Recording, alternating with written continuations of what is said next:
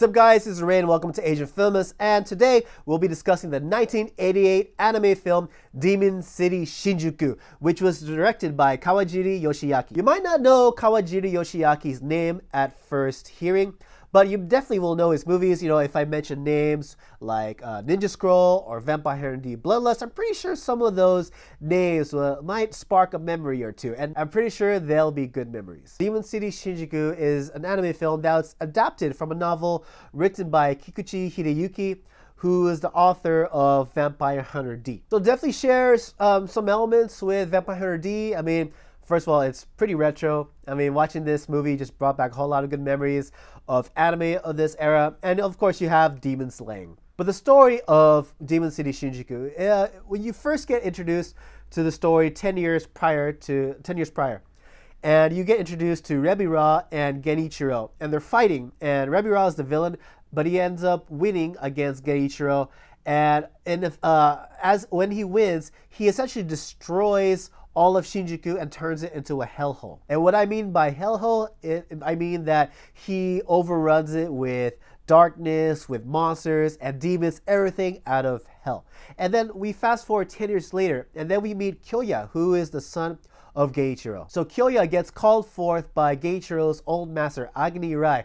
And basically Agni Rai warns him that Kyoya, since he inherited a lot of the powers that Geiichiro has, he's the world's only hope in taking down Rebira. And the worst part of all, he only has 3 days to do, because in 3 days, Rebira is going to conduct a ceremony that's going to turn the whole world into a giant hellhole. Basically expand, take what he did to Shinjuku and just do it to everything. Kyoya also gets asked to do this duty by this girl named Sayaka, who is the daughter of the world president. And she requests Kyoya to join the fight after her father gets attacked by Rebira and is confined to this kind of cursed prison. So as far as the positives that I have to say about Demon City Shinjuku, I definitely love the animation, the art style, the concept. Everything is super retro.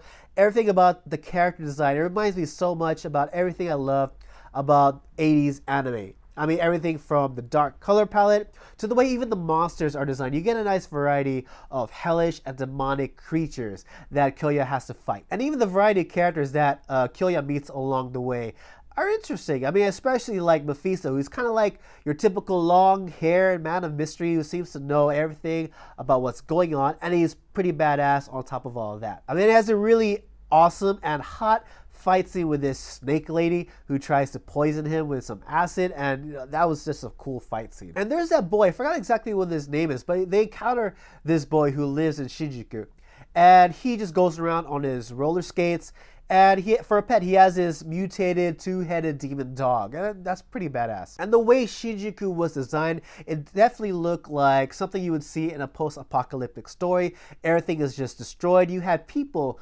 wandering the streets. People actually still live in Shinjuku, but it's as if the darkness and the hellish atmosphere just consumes it. So everyone is pretty evil. You can't trust anyone who lives in Shinjuku. And me personally, as someone who works in Shinjuku, yes, my workplace is in Shinjuku, whenever they drop names and as the characters are moving along Shinjuku, I kind of visualize how and where they're moving, and it's pretty legit, I think. And some of the way these scenes, the encounters that Kyoya goes through as the story goes on, I think if I were to have watched this back in the 80s, I definitely would have been terrified. There are a lot of very cool atmospheric moments where demons pop out, and these demons are pretty old school as far as their character design goes, and it's terrifying, and I just love the hell out of it. So as far as the negatives of Demon City Shinjuku goes, well, I don't like Sayaka, the main girl. I think her kind of character, her kind of archetype is kind of aged. It's kind of old school and kind of aged, not in the best way. But she's like one of those girls who's just always kind and gentle, no matter who she encounters. Even if the main character is an asshole, even if she encounters some monsters or demons, she's always going to be 100% a gentle soul to them. And also, I wasn't a fan of Sayaka and Kyoya's relationship. Of course, when you have a male and a female lead, they're bound to have a romantic subplot. And, it happens here. But because because Sayaka is just 100% nice, and Kyoya's kind of an asshole of first. He's the reluctant hero who kind of grows into the role of a hero, but there wasn't enough tension between Sayaka and Kyoya to make their relationship any interesting to me at all. Also, Rebi Ra, I think, you know, on the surface, he's a badass. He's a pretty evil dude, but he is very two-dimensional. He doesn't do anything other than play the part of a two-dimensional villain. I mean, the main reason he wants to fill the world with darkness and evil is because, you know, he's just a typical nihilist. He just wants to see the world burn. And there's nothing beyond that. He's pretty straightforward with his plot and intentions. It's just not that interesting. It's like, I'm going to overcome the world with evil because I'm evil. You know, that's pretty much it. Also, the way his plan was written, I thought it was very lazy. I mean, his plan centered around conducting a ceremony in 3 days from the story start that will eventually, once completed, will overcome the world with evil, but apparently he needed a human sacrifice. You know, I don't know, it didn't seem like he was searching for a human sacrifice throughout the majority of the movie, not to my memory at least. And, you know, as luck would have it, here's Sayaka and Kyoya wandering into his kingdom, if you will. And he takes Sayaka, like, oh, she will do quite nicely, quite perfectly for the ceremony. It's like, all right, so what if Sayaka didn't go there? What kind of human would you look for a sacrifice? I thought it was kind of strange and just very situational, and overall just lazy in writing. And the final fight was also quite lazy. I mean, it had a few cool moments, but eventually, you know, of course, we know the good guy is going to win, and the way the good guy wins is not because of his character development, but because he found the win button. And that was it. The way it ended, it felt quite rushed and just overall lazy. But overall, what did I think of Demon City Shinjuku? You know, I think it's a decent anime movie. It's a lot of fun still, you know, and if you want a throwback to 80s, early 90s anime, this is definitely one to watch.